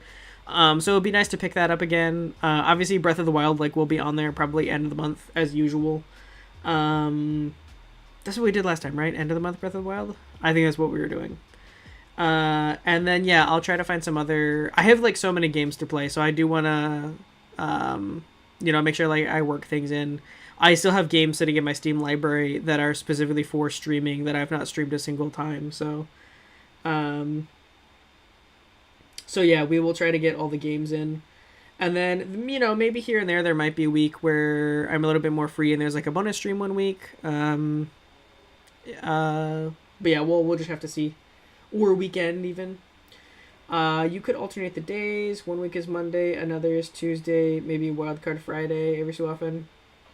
Yeah, I've thought about that. I feel like I still want to have one day that's like consistent, so it's not like, so that like viewers are like, okay, Inferno is always live at least on this day. But then I might reserve like other days for like if there's a bonus stream. Like traditionally for me, my Fridays are really inconsistent if I'm free or busy. So Fridays are a really good wildcard day for me because if I'm totally free on a Friday, it's actually a really good day for streaming usually. But then if I'm busy, then I usually have like I can't like make it work at all. So Friday will probably remain a wildcard day. And then another day will be like another day will be a consistent day. And then I haven't really done a lot of weekend streams, but like every now and then I usually throw a Saturday in the mix. Every few months or so. But yeah, that's kind of what I'm thinking right now. That's at least the thoughts I've got cooking at the moment. The competition, make the best game as Inferno. Like an Inferno like based event. That's an interesting idea. I'll have to think about that. Yeah, I would. Yeah, that's another thing. I guess as I would, if I had like a themed event, like if I picked the theme, then I would have, I don't know, like an unfair advantage. I'd be able to like think about what I wanted to do for the event ahead of time. So I feel like if I was going to participate in an event, it would also have to be like a community picked thing. Yeah. Good idea though. Make the best game as Inferno. Interesting. Taz and I could judge impartially. I don't know how impartial your judging would be. At least I feel like you would judge pretty partially. I personally feel like the judging would be fairly partial. Yeah, I'm pretty non-partial. And then if Inferno lets me join, I'd hard carry. True. But honestly, I'm very happy that you're streaming again. Thanks, gaming. I appreciate it. Yeah. I feel like this was good. We didn't really do much this stream, but I feel like as far as like getting back into things, it was a pretty nice stream. I had a fun time. It was nice to be back and everything. It's been good. Also, I shared my art and people are asking me to draw stuff. Hello. That's awesome. That's really good. It is I know that's like the classic thing is like as soon as you share it with anyone that you're an artist, people like want you to do commissions for free. But it is also very rewarding when you create anything and people want you to create more of that thing. Being an artist of any medium, it's nice to have people appreciate your work. So that's really cool. Good for you. Chill return to stream. We vibing. Yeah, for sure. Yeah. So anyway, yeah. I will, as soon as I make up my mind, I will post what day next week we're streaming. And then whatever day next week that will probably just be the day that I do for the rest of the month. So I can go ahead and post a schedule also. I don't really have anything planned right now other than, like I said, end of the month, we're going to close out with Breath of the Wild. And then I also am trying to like plan out what other projects or I had a hiccup. What other community stuff I might want to do for the coming couple of months. So yeah, pretty chill and easy ease back into streaming and everything. So yeah, I hope all of you have a great rest of your night. I'll see you sometime next week, and yeah, we'll get back into it with games and schedules and all kinds of fun things. And then I will try to or at least I will plan on this fall posting like another YouTube video. Maybe getting back into some of the series that I haven't picked up in a while, stuff like that. Just doing all the fun things. Feeling good about content right now. I think it'll be fun. So remember Carferno? I do remember Carferno, yeah. Oh, is the Q&A still going? Oh, I need to close that. I wasn't even looking at the Q&A. One final question for reals. I know it's not funny, but close out the bit. Do you think the flavor profile of Dr. Thunder Cucumber Soda would be any good? Serious question. Dr. Thunder Cucumber Soda. Okay, so the only real flavor I can pick up there is cucumber. Obviously, soda. I know it's going to be sweet and carbonated. Um, I have had cucumber water before, and I like cucumber water because it's just like it's water with like a little bit of like flavor in it. Usually, it's like either like lemon cucumber or like lime cucumber. But I think cucumber has a very like refreshing like subtle flavor. Like it's not too strong. It goes well with like things. I'm trying to picture if I would really like it sweet. I think it would be okay. I think it would be like an adjustment, but I think it would be all right sweet. So I think I'd be okay with a sweet cucumber drink. I'm just not sure about the carbonation with it being a soda. And then I'm not sure what to make of like Dr. Thunder. The only Thunder drink I can think of right now is I'm pretty sure there's like a flavor of Mountain Dew that's like Mountain Dew Voltage. I feel like I've seen that on the shelf before. And I have absolutely no idea what flavor it is. I've never had it. It's probably something... I've had like Mountain Dew Baja Blast, so I would imagine it would be kind of close to that maybe. I have no idea. But I feel like whatever flavor goes into Thunder would be really overpowering and not going with the cucumber. So again, I think maybe like a slightly sweet cucumber drink. I prefer with a little bit of citrus, of like either like lemon or lime. I think that could work. But again, soda makes me think carbonated because that's generally what soda is. So I don't know if I could do carb. I'm not totally closed off to it, but I think whatever would make it Thunder, I think that flavor profile that might kind of lose me. Inferno, where is my what? My sandal made of titanium flavored tacos. Okay, now we're closing out. Now we're ending the Q&A. You've gone too far, chat. It is just you're speaking nonsense to me.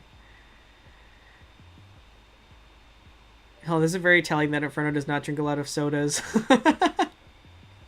I guess I don't. I don't know. Does it?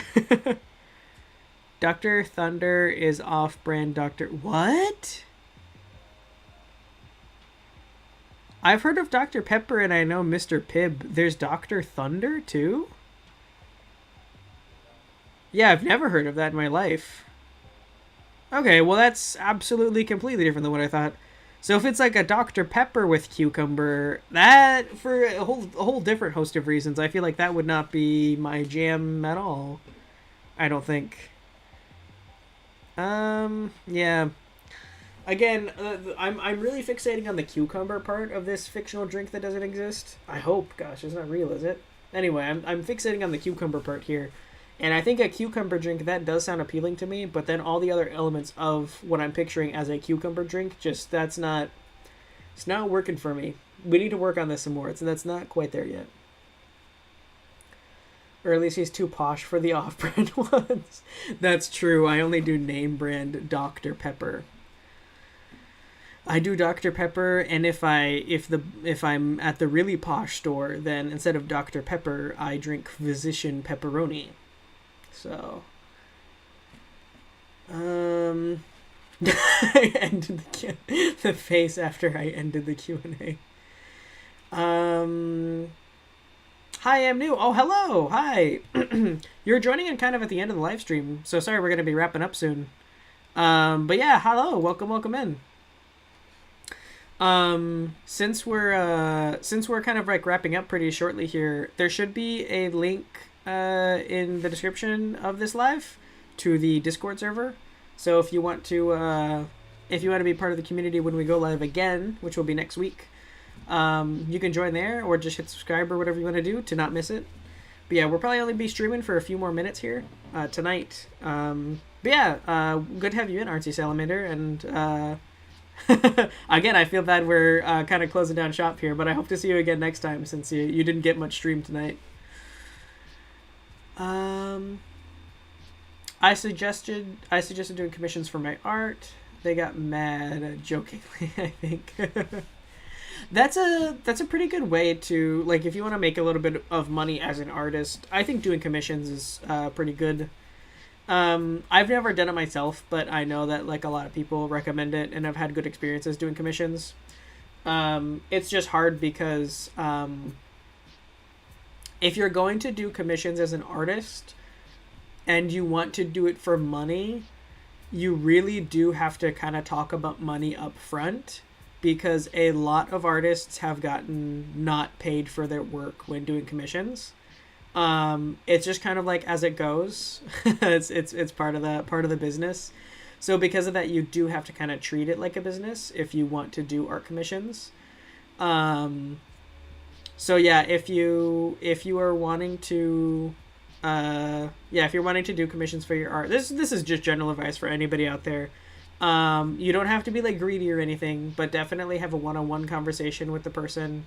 Make it clear what the project is first, like any details you want about, like, you know, hey, like what resolution you want this in, what style do you want it to emulate, like what's the time frame, when do you need it done by, like really hammer out all the details, and then decide what amount of money is fair for like your work, like what you think the quality is going to be, how many hours you're going to have to spend on it, and get that figured out up front. If you are really doing it consistently and you have a storefront, it's nice to have the other person sign something.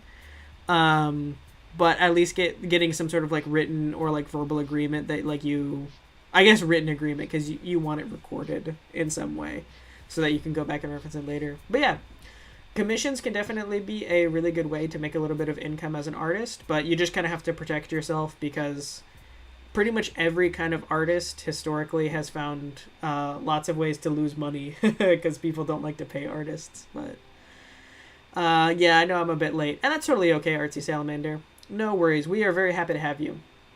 I just hope you can also make it next time.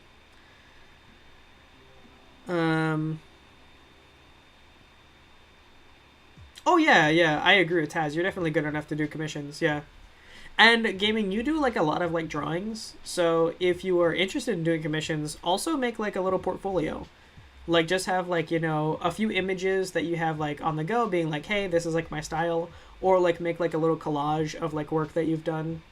And that can help kind of like sell you, like you as an artist, to like other people. And it can also help give people like a clear idea of like, okay, this is the style that I have. This is kind of like what I bring to the table. Like, we're clear that like this is what you want, right? Because if you give someone, sometimes people don't really understand what the artists do. They get a idea in their head of a product that they want that's either unrealistic or it is realistic, but it just doesn't really match like your like style. So having like a portfolio or like just like a collage of like images that you can quickly send to someone and being like, hey, like this is some art I've done before. This is the style that I have. Like, do you want me like as your artist? I feel like a lot of times that can really like cut through a lot of like back and forth conversation, and someone can look at your work and say like, yes, I want that, or yes, I don't want that. And then also having that portfolio ready to go can be something that you can like, you know, share with people. If there's like a Discord server or something that has like a self-promo tab or like some sort of like thing for artists where you can post your portfolio and say like, you know, like, hey, I'm gaming. Here's like some stuff I've done before, and I take commissions, like DMs are open or something like that. Then someone who might not have reached out to you might be more likely to. So just some things to consider. I think it's just self-confidence then.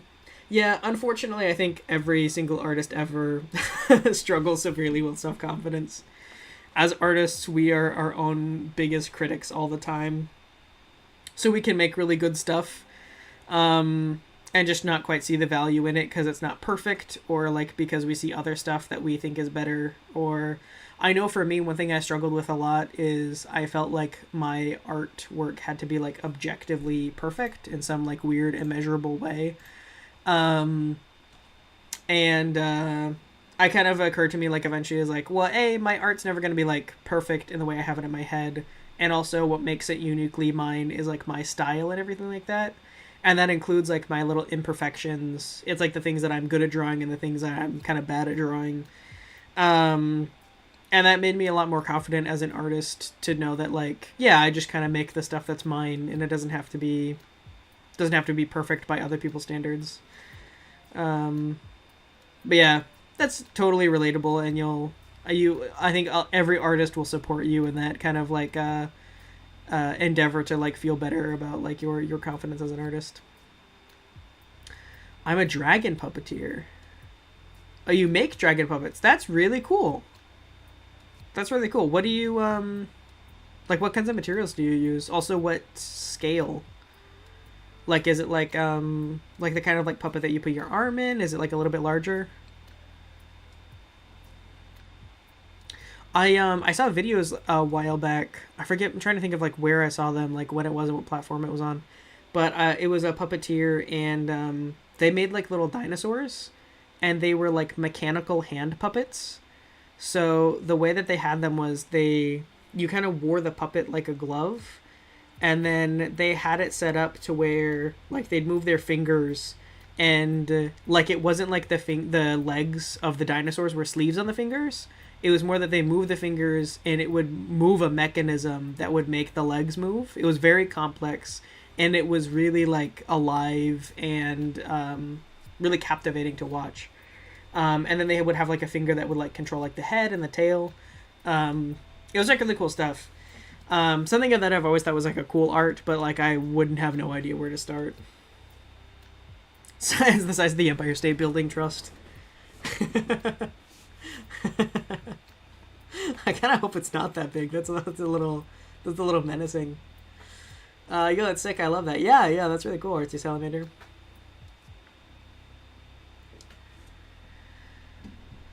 I normally use like cardboard or cardstock. Then I will often paint them. I'm still improving though. Gotcha.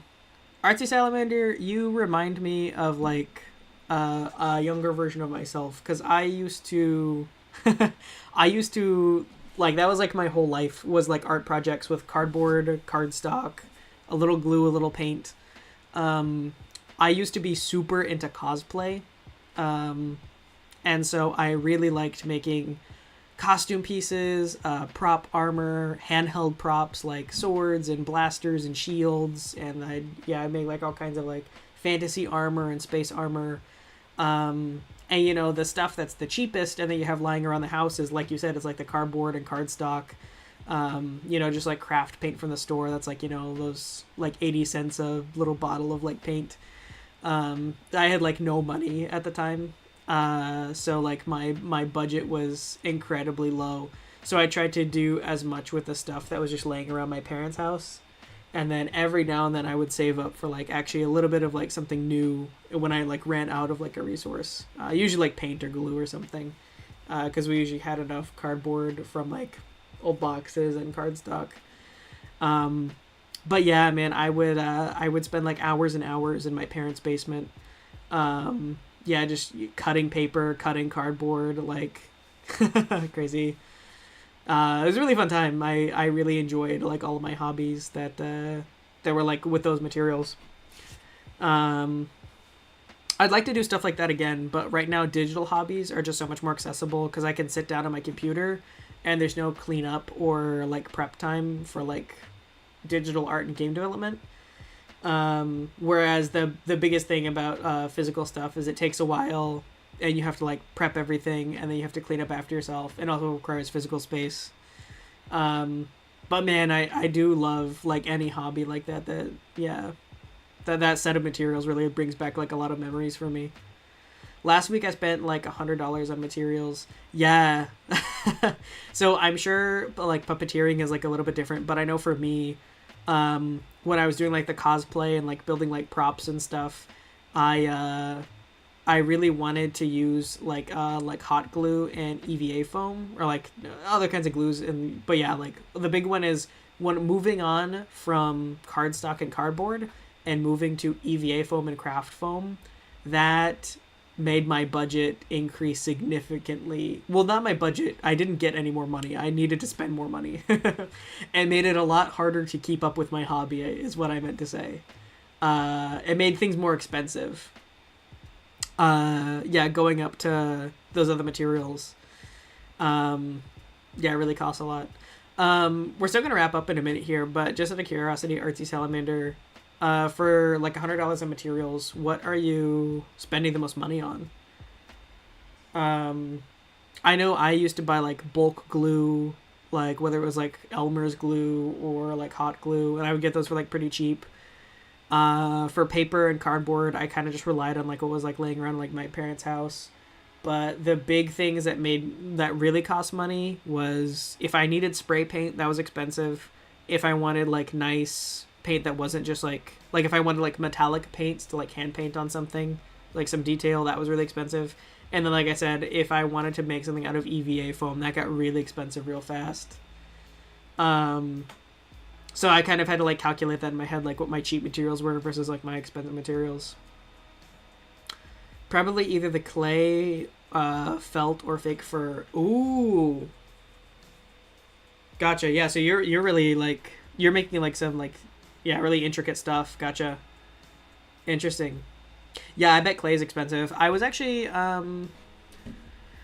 gosh, when was the last time I like worked with like clay? I was actually trying to make my own like Pokemon miniatures, but I was dabbling around with like other like minis like the past like couple years. I think it's been like a year and a half since the last time I like sat down and actually like made like a mini. I forget what the last one was.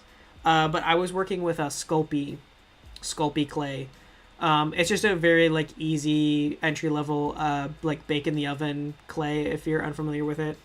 I don't think it's the best by any means. But yeah, it's cheaper than a lot of other clays. I'm sure you're using something nicer than that.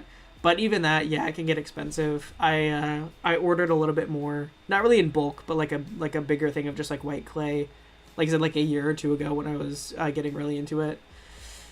And yeah, it was definitely like expensive for sure. And then that didn't even count like the paints and stuff because I wanted to like have like a paint and finish. Yeah. Closet cosplay is the term, I believe. Oh yeah, yeah.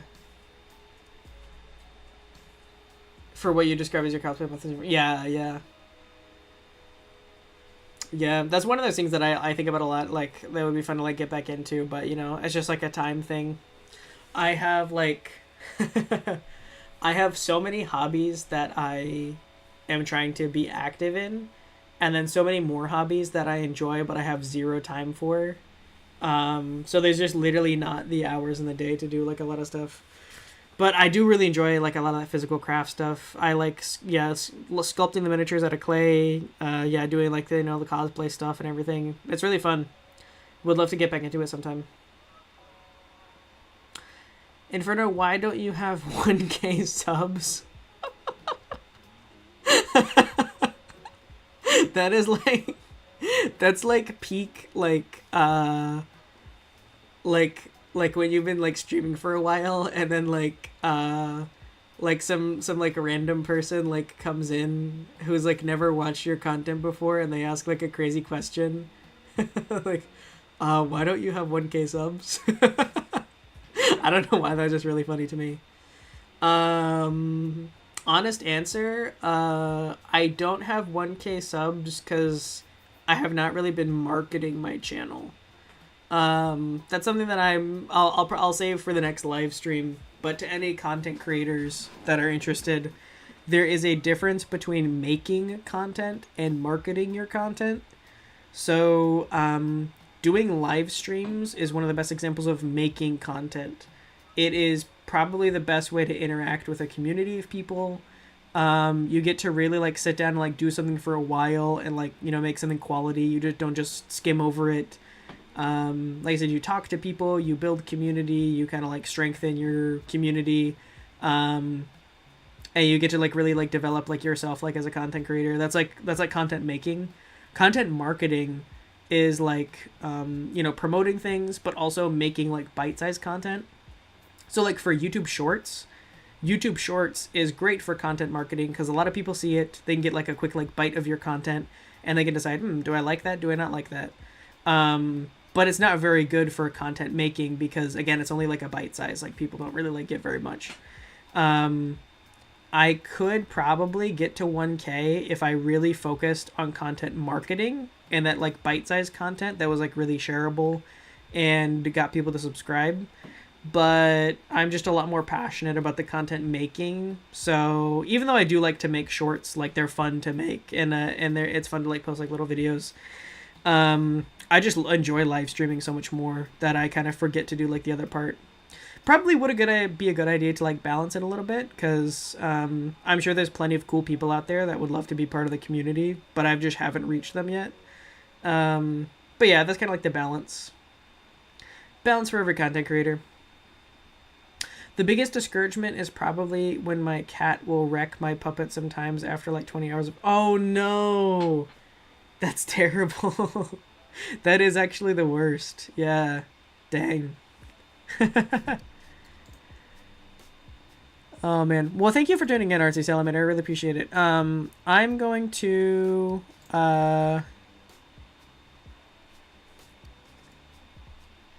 one sec here.